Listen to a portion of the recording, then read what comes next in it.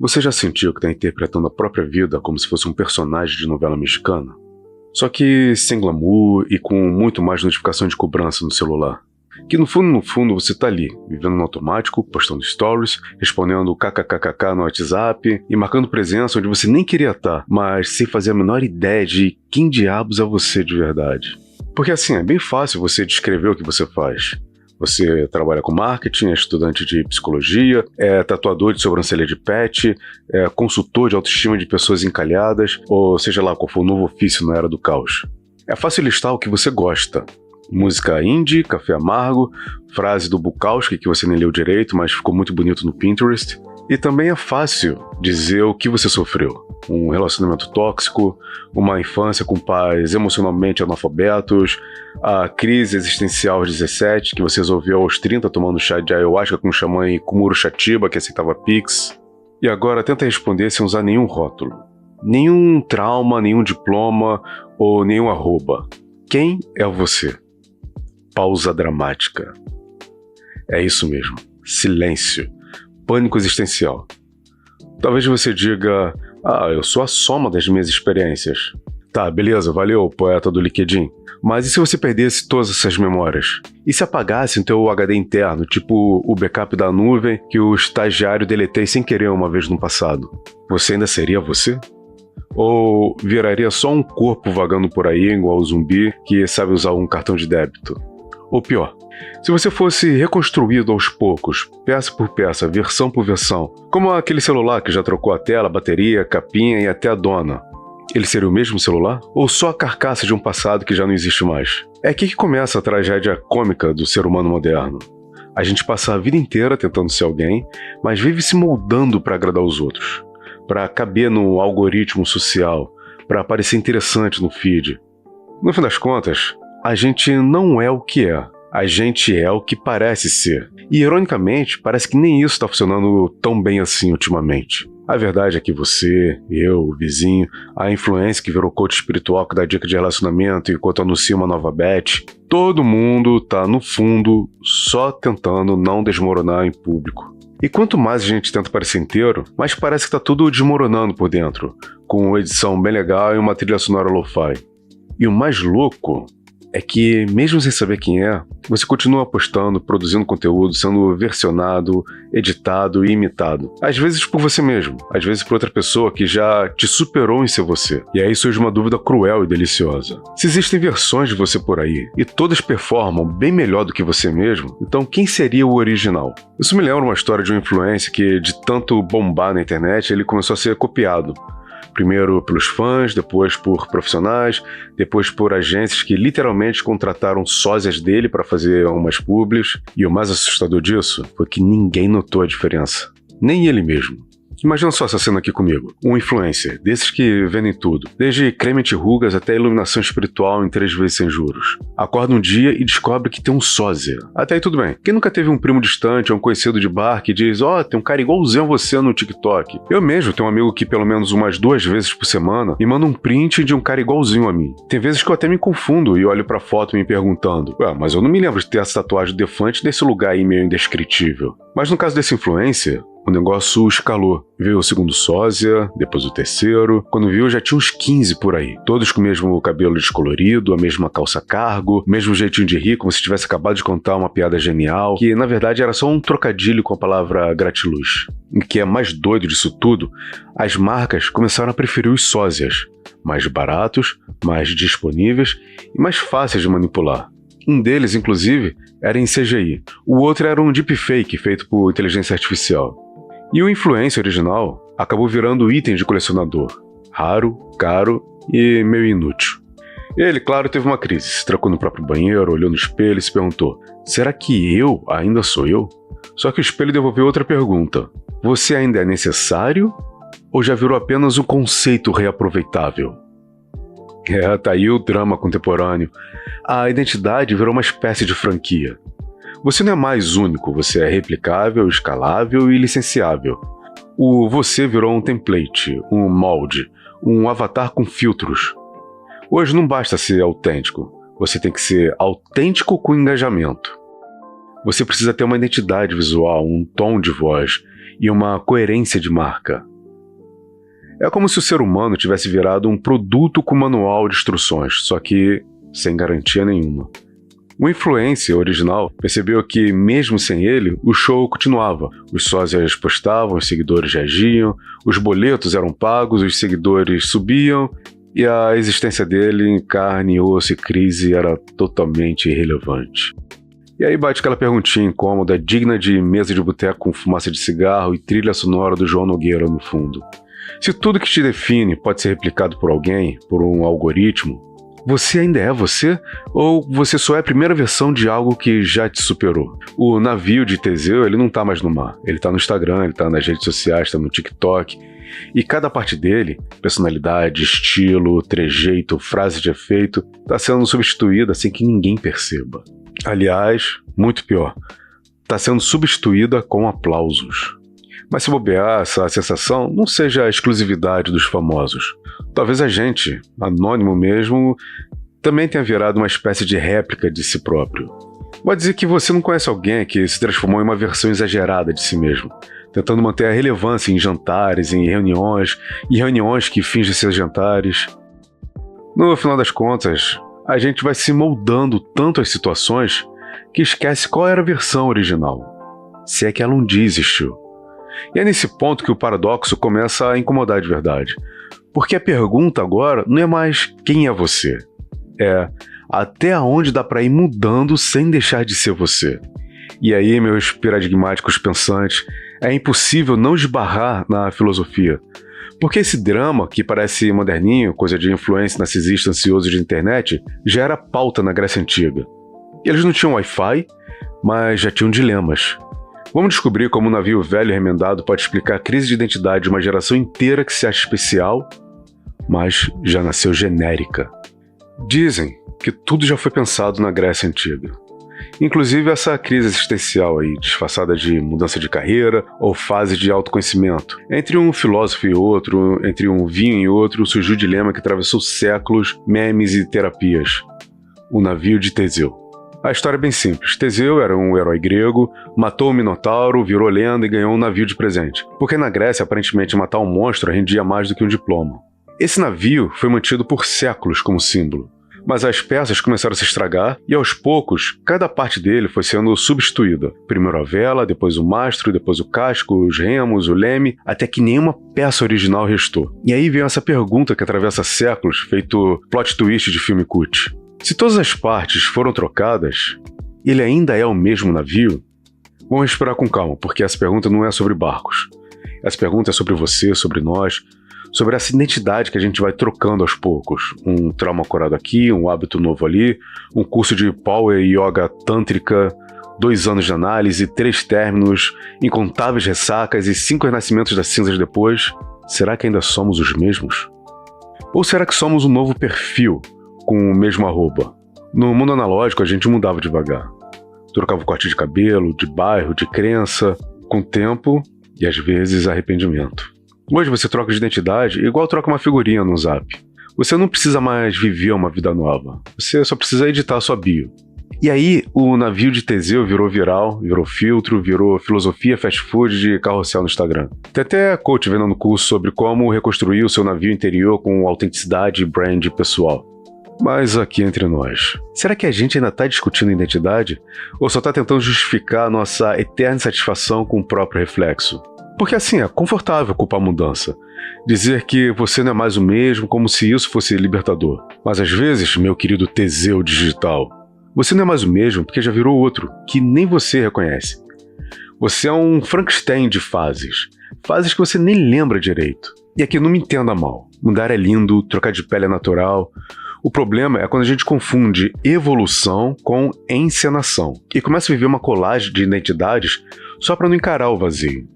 No final das contas, talvez a identidade não seja algo que se descobre, mas algo que se interpreta. Talvez a gente seja mesmo um teatro, com troca de figurino, de fala, de iluminação. Mas então, se tudo é encenação, se cada ato tem um novo eu no palco, me diga, você tem personalidade ou é só um personagem muito bem ensaiado? Mas calma, não precisa responder tudo agora. Respira fundo, toma uma água, arruma seu figurino, porque o próximo ato vai começar.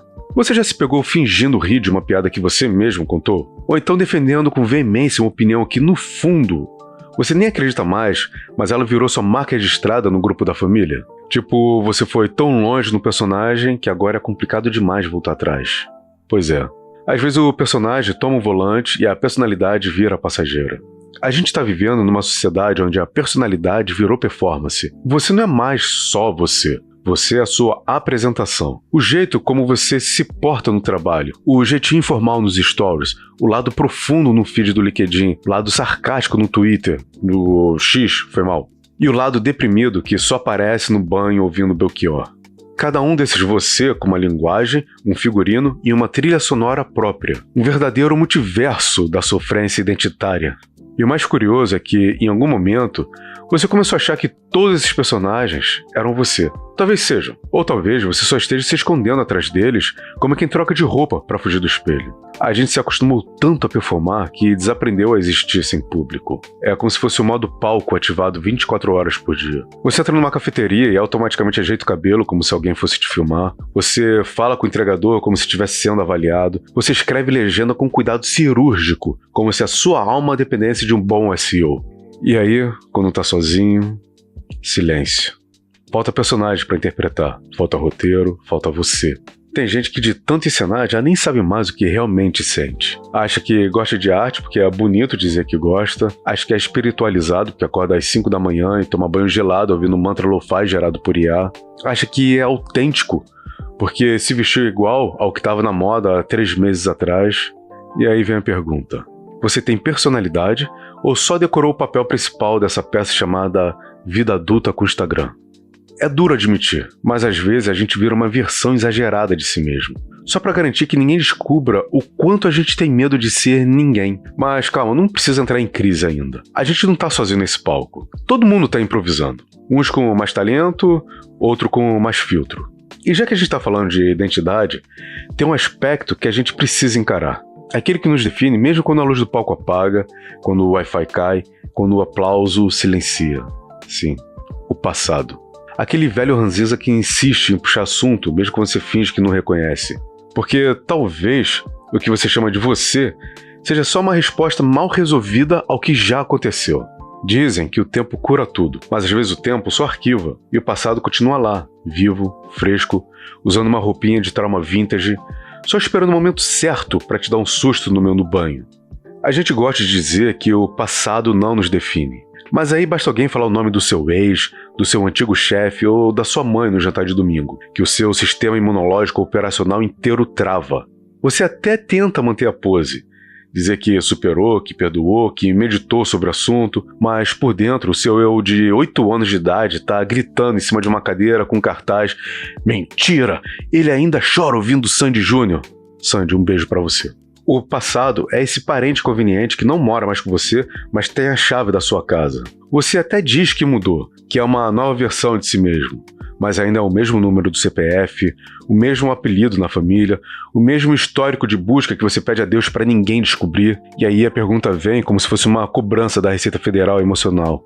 Você é o que aconteceu com você ou o que você fez com aquilo que aconteceu com você? Porque tem gente que vive do passado como quem vive de uma dieta infantil aos 45 anos de idade. Alimenta a identidade com desgraças antigas, coleciona cicatrizes como se fossem medalhas e faz do sofrimento um curral eleitoral interno. Ah, vote em mim, eu sou a vítima da minha própria história. E não é que a dor não seja real. Ela é.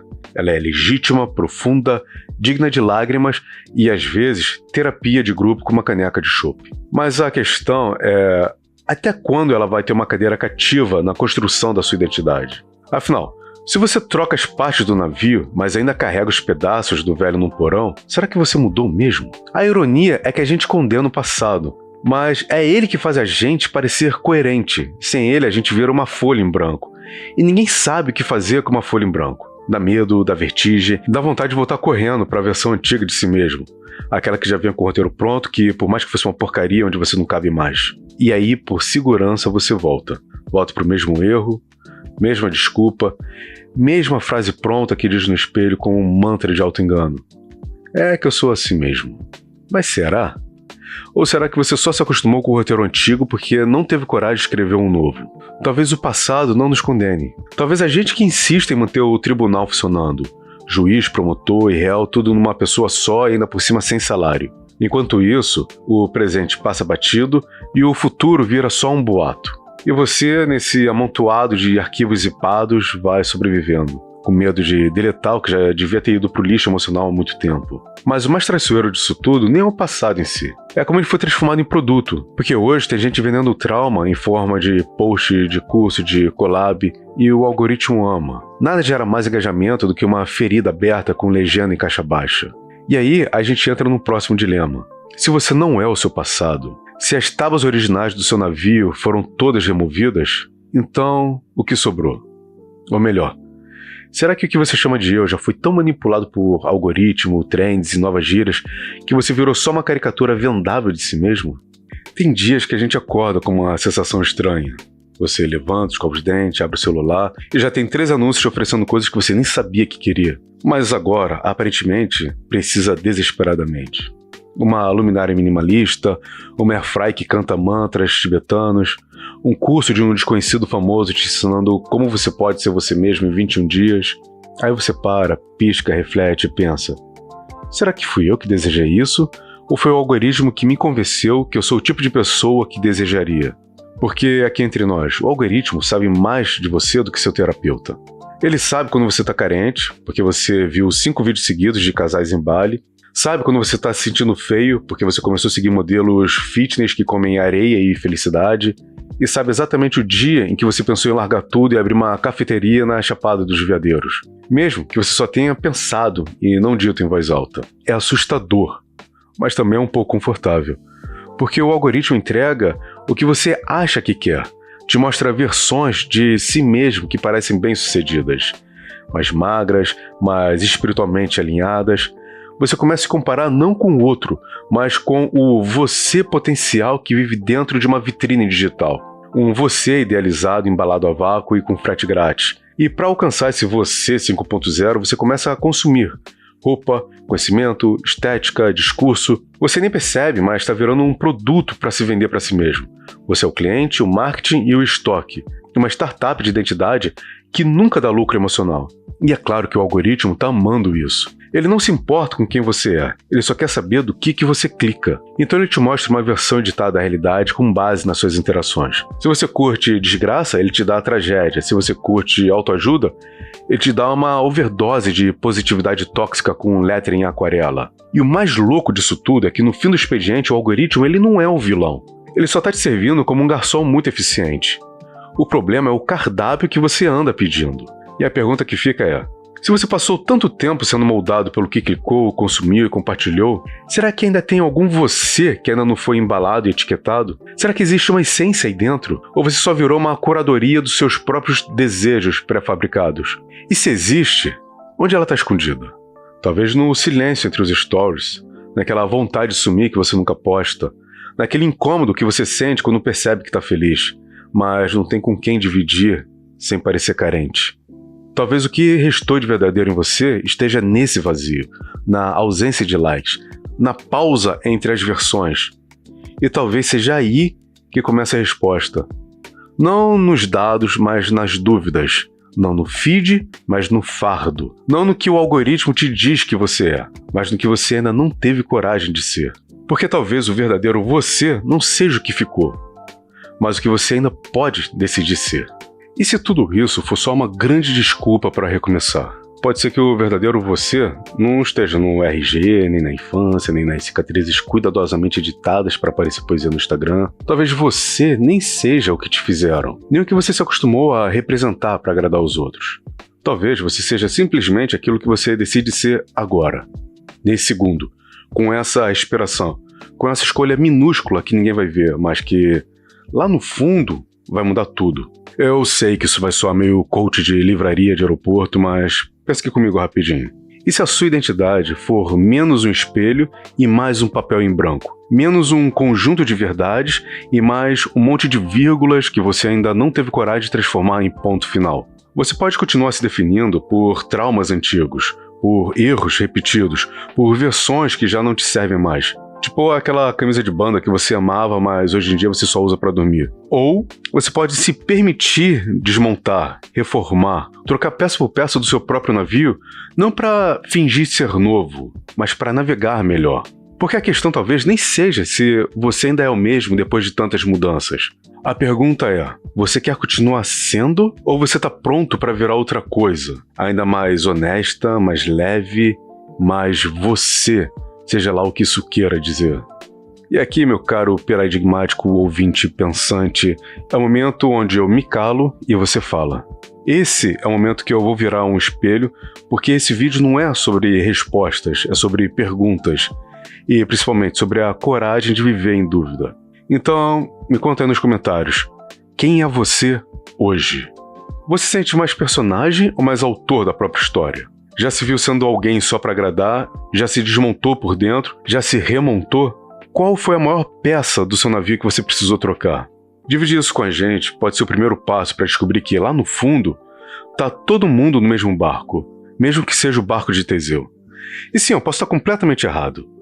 E é por isso que esse canal existe, para a gente pensar juntos, porque o pensamento nasce do atrito, da dúvida, do diálogo. A gente não vai muito longe com certezas absolutas, mas com boas perguntas a gente atravessa oceanos. Então curte esse vídeo se ele cutucou alguma parte aí de dentro, se inscreve no canal para não perder os próximos devaneios e compartilha com alguém que anda meio perdido, meio desmontado, meio em reforma. E comenta aí embaixo essa frase só para eu saber que você ficou até aqui comigo. Talvez eu não seja quem fui, mas posso ser quem eu decidir ser. No próximo vídeo a gente vai seguir desenterrando certezas e cutucando feridas, porque às vezes para curar, precisa primeiro provocar a coceira. Mas aqui entre nós, eu também posso estar completamente errado, então pense bem sobre isso, fique bem e beba água.